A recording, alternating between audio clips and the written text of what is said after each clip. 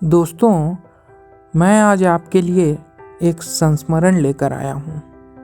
इसे आप एक छोटी सी कहानी भी कह सकते हैं। बात ऐसी है कि एक शाम मैं पूजा के फूल लेने बाज़ार गया।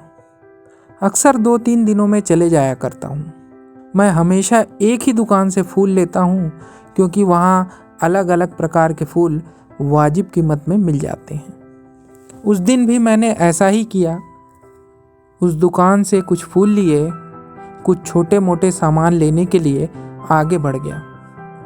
शाम का समय था, अंधेरा हो चला था, स्ट्रीट लाइट्स जला दी गई थी।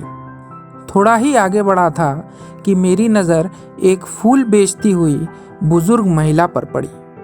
वह एक स्ट्रीट लाइट के नीचे बोरा बिछाकर कुछ फूल बेच रही थी।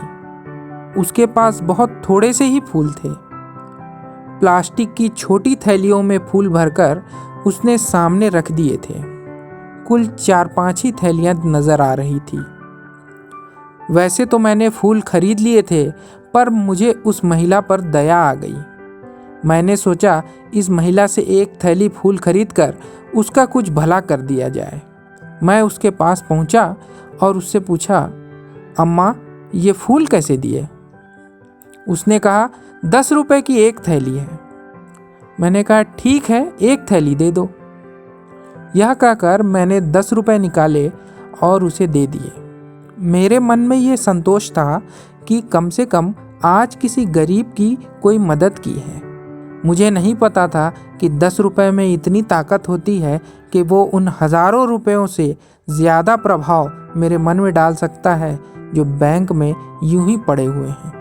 उस महिला ने एक प्लास्टिक की थैली उठाई और मुझे देने के लिए हाथ आगे बढ़ाया।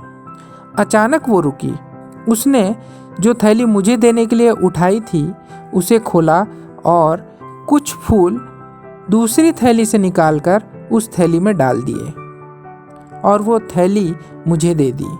उस दिन मेरे पास देने को बहुत कुछ था, पर मैंने केवल 10 रुपए दिए थे, वो भी उस फूल का मोल थे।